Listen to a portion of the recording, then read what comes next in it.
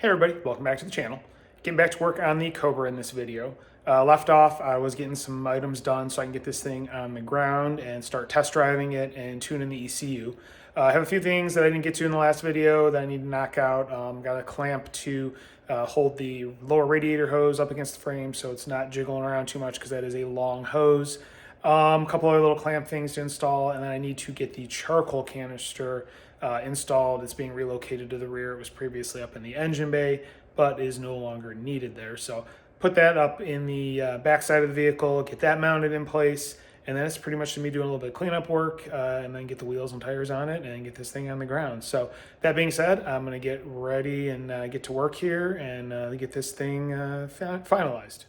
First thing I did is right here, you can see I used 2 cushion clamps and a nut and bolt like I did with the heater hose just to attach the, this is the oil pressure line that goes into the cabin. Have that, and I just wanted to attach it to the clutch cable just so it gives it some security. It's not bouncing around as much just because that is copper tubing. I didn't want to, anything causing it to flex more than it had to, or move it any more than it had to. So that at least kind of holds it in place, gives it a little bit of security. So that's done. Next thing on the list, I'm gonna crawl underneath and I want to try and get a clamp on that lower radiator hose, just get it mounted, a little bit more securely to the frame so it's not flopping around so much. Underneath the car, and this was the next one on my list, I added this cushion clamp here. It's a 2-inch clamp, and it just holds the radiator hose kind of in place because before it was flopping really bad. And it's a tight spot there between the oil filter and then you can see the control arm mounts there. So having this clamp here will keep it from flopping around, should keep it off of the control arm mounts and rubbing on that, as well as rubbing on the filter itself. So that's one more done, so that is off the list. The next thing is going to be doing a little cleanup around here. You can see how dirty stuff is. I'm going to wipe all this down. That way I can go ahead and get the wheels on the front. I already did the other side when I was doing some wiring over there in a previous video.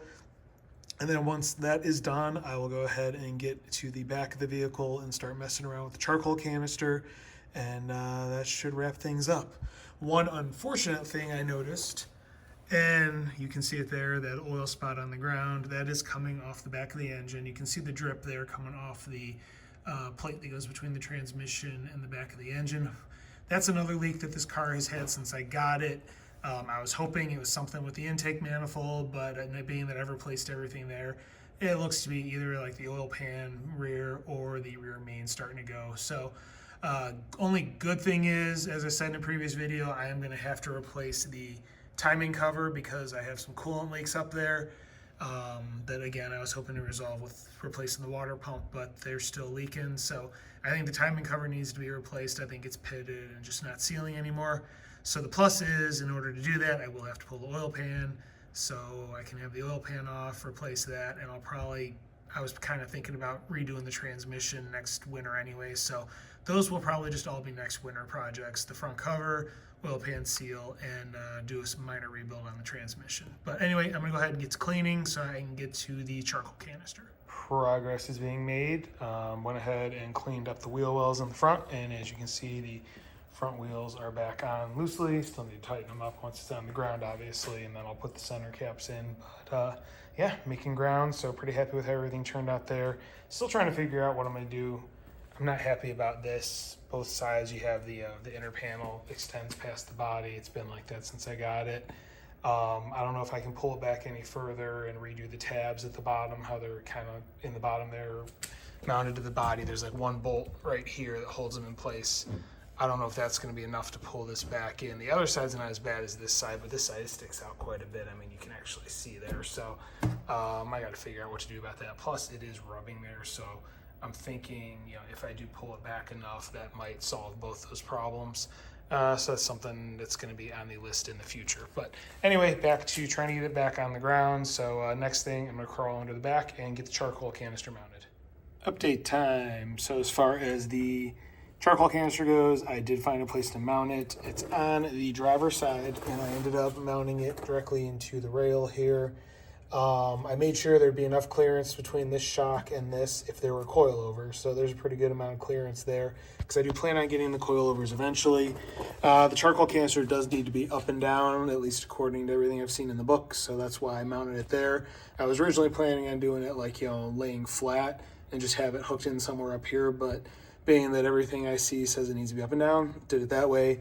You can see I've got the line running along there, added a couple of cushion clamps there just to hold it. There were actually existing holes there, so it worked out perfectly. And then I did have an old filter that I found laying around. I probably don't even need it, but I went ahead and threw it on there because it fits. So there we go. That is all set. Charcoal canister done. That was really the last thing I planned on doing until when I was looking over here, I noticed, which I don't know if you'll be able to see, but I have a caliper leaking on this corner, so I need to pull the rear wheels off and see what's going on with the calipers. I have a concern that it's related to the brake pads I'm running and the caliper piston actually overthrowing. So I need to take a look at it, figure that out, and that is definitely a safety thing, so I need to do that before I put this thing on the road. So that is going to be next on my list, is loosening up the wheels and starting to take a look at the brakes. A few days later now, as I did have to order a replacement part that you can see here from my local auto parts store. They didn't have this size and part number in stock, so it took a couple days to get here, but it did arrive. This one that is leaking, as you can see there where it's wet and dripping, appears to be leaking out of the piston bore. This was a remanufactured caliper I put on 2 years ago when I did this whole custom rear brake setup, which I documented using the 13.65 inch Cobra rotors and Thunderbird calipers with some adapter brackets and whatnot. But anyway, yeah, this was bought from one of those big online stores, I won't name names, rebuilt unit with the bracket. At that time, my local store didn't have the bracket version available and I needed the brackets for the swap, so that's why I went with this. And I think it's got maybe 200-300 miles on it and 2 years, and like I said, it's leaking out of the piston bore, running down on the inside there. So this is obviously going to be replaced with that.